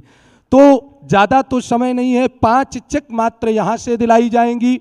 बाकी कथा के उपरांत जितने मुख्य यजमान हैं वो सभी के सभी कुटी में पहुँचेंगे पूज्य महाराज श्री के पास। महाराज श्री यजमानों के हाथों से बाकी बहनों को ये राशि प्राप्त कराएंगे। अब मैं निवेदन करूंगा पूज्य महाराज श्री इस राशि को भेंट करने से पूर्व 1 मिनट पूज्य महाराज श्री। व्यासपीठ को प्रणाम करूं, पूज्य महाराज श्री को प्रणाम। हमारे वद्य बाबूजी विराजमान हैं। मैं सच बोलूं महाराज श्री, हम लोग जिस स्थान पर, जिस स्टेज पर आज खड़े हुए हैं, हर व्यक्ति का कोई न कोई योगदान रहता है। हर व्यक्ति के जीवन में एक ऐसा व्यक्ति रहता है जो उसको उस स्तर तक ले जाता है। हमको यहाँ तक लाने वाले हमारे पूज्य बाबूजी, पग पग पर हमारे साथ खड़े रहने वाले। कोई काम होता है ना तो हमसे कहते हैं तुम्हारे पिता नहीं लेकिन हम तुम्हारे पिता हैं। पग पग पर बाबूजी हमारे, आपको प्रणाम है। मैं हनुमान जी से और आपसे भी प्रार्थना करूंगा कि आप ऐसे ही एक पुत्रवत स्नेह हमारे ऊपर बनाए रखें। इस शुभ घड़ी में ये भी सौभाग्य है कि द्वारिकाधीश से हमारे पूज्य महाराज श्री पधारे। आपको भी प्रणाम है। हमारे मध्य बहुत दिव्य कृपालु साधक डॉक्टर राजेंद्र मिश्र जी हैं। बहुत अच्छे संत, आप भेष में हैं लेकिन बहुत अच्छे संत हैं। आपको भी प्रणाम है। मैं बार बार महाराज श्री सबसे कहता हूँ कि बच्चों का जन्मदिन हो, आपकी मैरिज एनिवर्सरी हो, होटलों में मत बनाइएगा, उसमें पैसा वेस्टेज मत करिएगा। आप गौशाला जाइए, वृद्धाश्रम जाइए, कहीं जाइए, लेकिन उस पैसे का सदुपयोग करिए। जब मेरी सिल्वर जुबली मतलब 25वीं पड़ी ना, महाराज श्री के पास ही बैठा था सुनाम में। मैंने महाराज श्री को प्रणाम किया। मैंने महाराज श्री से कहा उस दिन कि मेरा मन है कि जो कन्याएं हैं, आपने कहा महाराज जी नहीं संख्या बढ़नी चाहिए, मैं इसके भी पक्षोधर हूँ, लेकिन मेरा मन किया, मैंने देखा है, मैंने महाराज श्री अपनी भी गरीबी देखी। ऐसा नहीं है कि मैं आज जहाँ हूँ वहीं था, मैंने अपनी भी गरीबी देखी है ना, कि एक समय रोटी बनती थी, एक समय रोटी कैसे बनेगी, मैं उस गरीबी से निकलकर यहाँ तक आया हूँ। मैंने इस गरीबी को जिया है महाराज श्री। लोग गरीबी गरीबी कहते हैं ना, मैंने उस गरीबी को जिया है। और उस गरीबी से निकालने वाली केवल मेरी माँ, केवल मेरी माँ, उनका संघर्ष मैं अपने जीवन में नहीं भूल सकता महाराज श्री। लोग बोलते हैं कि मरने के बाद किसी की भी मृत आत्मा की फ़ोटो अपने बेडरूम में नहीं लगानी चाहिए। महाराज श्री, मैं अपनी माँ की फ़ोटो बेडरूम में, ड्राइंग रूम में, कुटी में, आज हर जगह मेरी माँ की फ़ोटो लग। मैंने अपनी माँ का भी संघर्ष देखा अपने जीवन में। तो मेरा मन किया जब पहली बार मिला, जो बेटियाँ हैं, एक इसमें बेटी है शायद नैमिषारण्य की है, कोई नहीं महाराज श्री, उसकी 4 बहनें हैं, उसकी कोई नहीं उसका। महाराज जी क्या बोलूँ, आगे बोलना नहीं चाहता, लेकिन बड़ा कष्ट होता है। इसलिए मुझसे कई लोगों ने कहा कि महंत जी जो ये कर रहे हैं इसके लिए मैं कुछ सेवा करूं। मैंने कहा नहीं, हनुमान जी ने इतना सक्षम बनाया है, मैं बेटियों की, बहनों की सेवा कर सकता हूं। आपके आशीर्वाद से, पूज्य बाबू जी के आशीर्वाद से, मैं चाहूँगा कि आज माता जी भी ऊपर आ जाएंगी। हमारी माता जी, बाबू जी, माता जी भी आ जाएंगी। आज मेरी माँ नहीं है लेकिन पूज्य माता जी हमारी, मैं चाहूँगा कि आज ये चेक वितरण जो कर रहा हूँ बाबूजी के हाथ से और माता जी के हाथ से दिलाना चाह रहा हूँ, क्योंकि मातृ देवो भव और पितृ देवो भव। आज जरूरी नहीं, मैं एक चीज़ बार बार बोलता हूँ महाराज श्री, समय की मर्यादा है, थोड़ा टाइम तो ले रहा हूँ।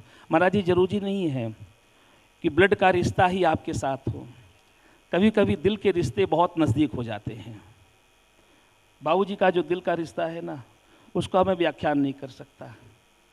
आपका ऋणी हूँ जिंदगी भर, जब तक ये सांस है, क्योंकि आपने जितना किया है ना मेरे लिए, मैं उसको भुला नहीं सकता महाराज जी। मैं जरूर चाहूँगा कि दो शब्द आप, प्लीज़ बाबूजी।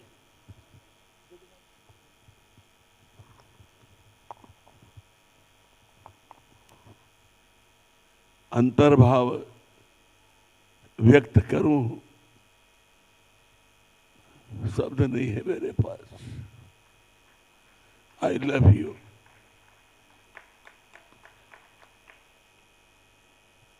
सदा हनुमान जी आप पर कृपा बनाए रखें। ऐसे ही अपने लिए जिए तो क्या जिए, आप इसी प्रकार से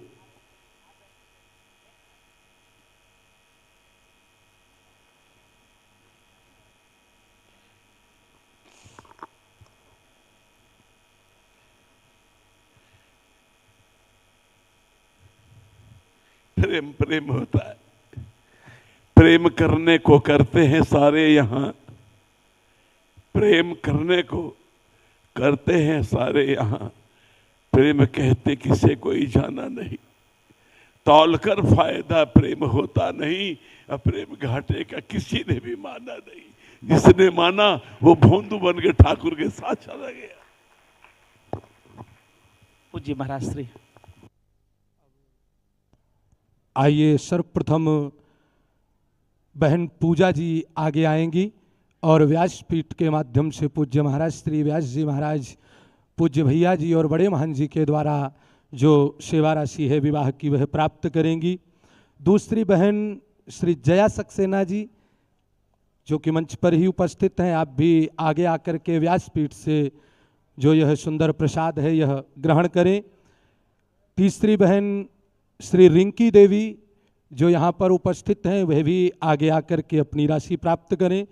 चौथी बहन है श्री राखी सिंह जी, श्री राशि सिंह जी जहाँ भी आप यहीं पर उपस्थित हैं आप भी आगे आकर आशीर्वाद प्राप्त करें।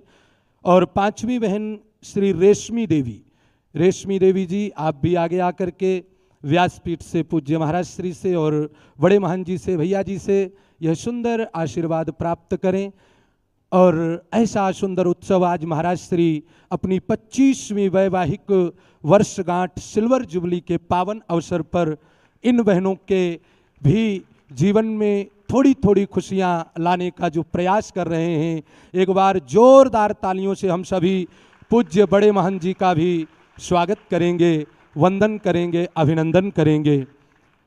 आप सभी लोगों से 5 बहनों के बाद जो भी शेष बहनें बचती हैं 42, उनके लिए जो मुख्य यजमान हैं, मैं अभी से सभी से निवेदन कर रहा हूँ, मुख्य यजमान कथा के उपरांत पूज्य बड़े महान जी की कुटी में पहुँचेंगे और मुख्य यजमानों के द्वारा अन्य बहनों को ये जो राशि है ये सेवा प्रदान करवाई जाएगी। तो आप सभी से यह निवेदन। दूसरी बात मैं विशेष करूं, महाराज श्री ने विवाह उत्सव में कुछ भी नहीं लिया, न किसी से कोई निवेदन, लेकिन यहाँ पर लोग महाराज श्री के पास आ रहे हैं कि हमें अन्नदान करना, हमें भंडारे में कुछ करना है। 4 भंडारे इस परिसर में अन्न-व्रत चल रहे हैं। तो अगर किसी को अन्न क्षेत्र में अन्नदान, क्योंकि नैमिष की भूमि में अन्नदान की बड़ी महत्वता है महाराज, और इस समय तो खूब दिव्याति दिव्य यहाँ पर आप देख रहे हैं, सुबह से शाम तक सुंदर व्यवस्था। ये महाराज श्री की तरफ से डिमांड नहीं है आप सोचें, लेकिन लोग महाराज जी के पास जा रहे हैं, महाराज जी हमारी सेवा ले लो हमारी। तो ऐसा निवेदन है कि आप लोग महाराज जी तक न जाएं, जिसे अन्नदान अन्न क्षेत्र में जो भी सेवा करनी है, कथा पांडाल के बाहर हमारे संस्थान का कार्यालय, हनुमानगढ़ी का कार्यालय है, आप वहाँ पर सहयोग दे करके, राशि दे करके रसीद अवश्य प्राप्त करें। हर किसी को आप भंडारे की, अन्न क्षेत्र की भी सेवा न दें। अभी पूज्य महाराज श्री जो कि द्वारिकापुरी से पधारे स्वामीनारायण के महाराज श्री पूज्य व्यास जी महाराज का स्वागत कर रहे हैं, वंदन कर रहे हैं। और आप सभी अपना अपना स्थान ग्रहण करते जाएं। यहाँ से जो भी कार्य संपन्न हो रहा है आशीर्वाद ग्रहण करके, क्योंकि हम सब सीधे पूज्य व्यास जी के श्री चरणों में पूज्य व्यास जी की वाणी की ओर चलेंगे। आप सभी लोग मंच खाली करते रहें, ये विशेष निवेदन है। और जो व्यवस्था बनाई गई उन व्यवस्थाओं में आप सभी सहयोग करते रहें। तो आइए हम सब मिलकर के पुनः अपने अंतर मन को एक बार संसार से हटाकर व्यासपीठ की ओर जोड़ें। एक बार व्यास जी को नमन करते हुए व्यास जी की वाणी को सुनकर ये विक्षेप का मन किसी का नहीं होता, लेकिन कुछ व्यवस्थाएं ऐसी हैं जो करनी पड़ती हैं। तो आइए हम सब व्यास जी की ओर चलते हैं। बोलो बांके बिहारी लाल की, श्री गिरिधर लाल की।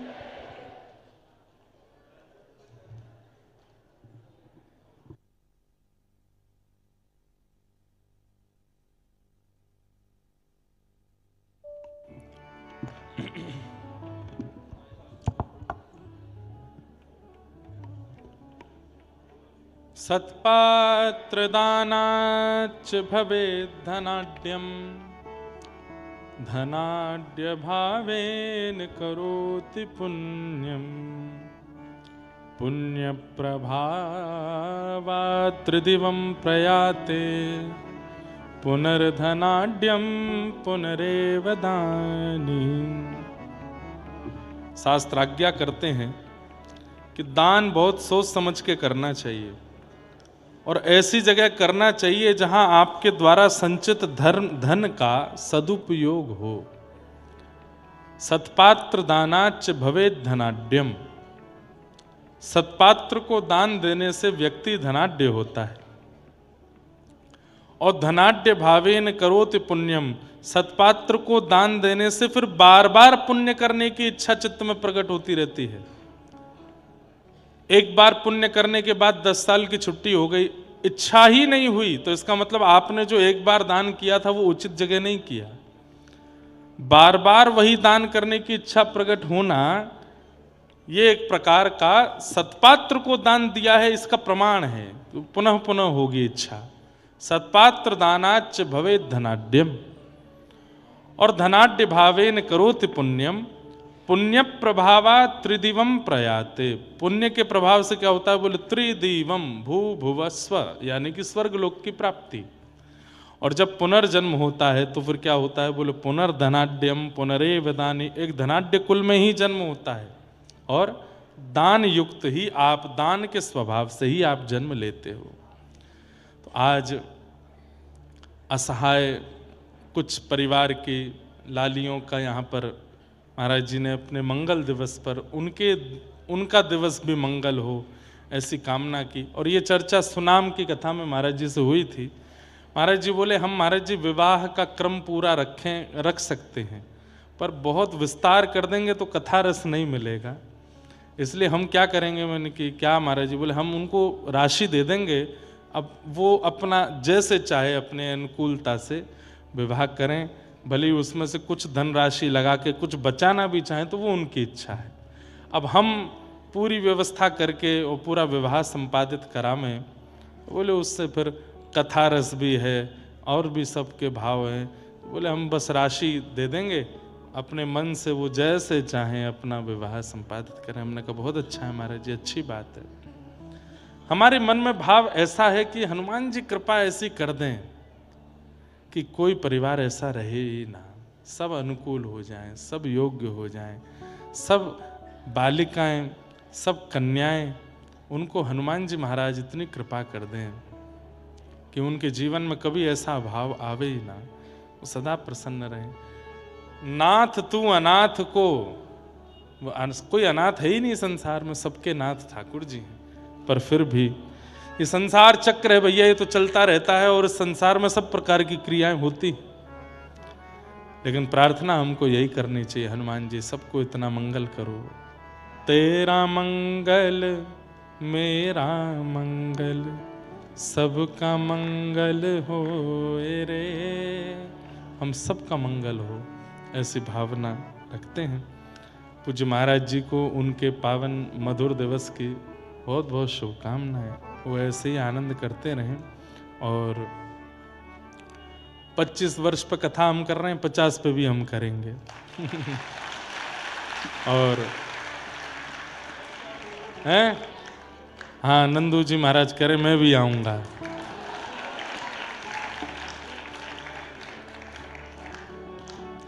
सब लोग हम आएंगे फिर। हाँ, बढ़िया।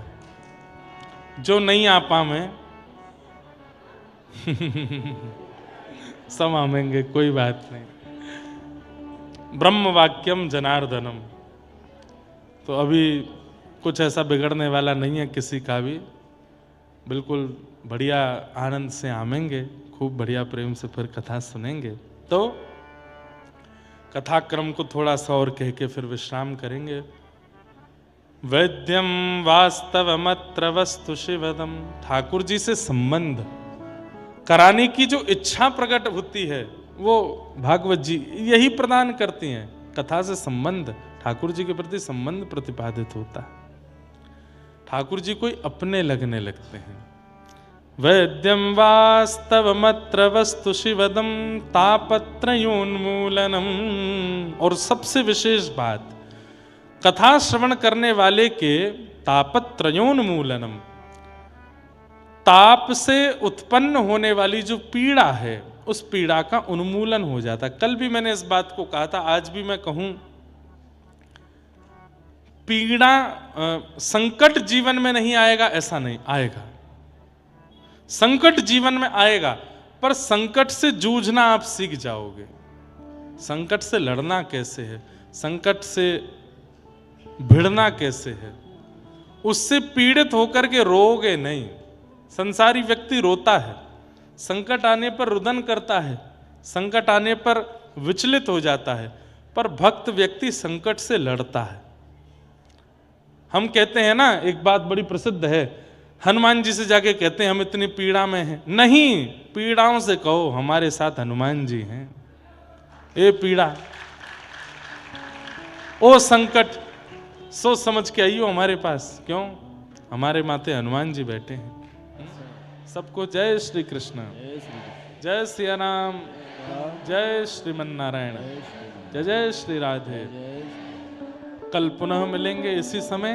आप सब लोग बड़े प्रेम और भाव से आरती का दर्शन करके फिर यहाँ से प्रस्थान करेंगे। सबको प्रणाम।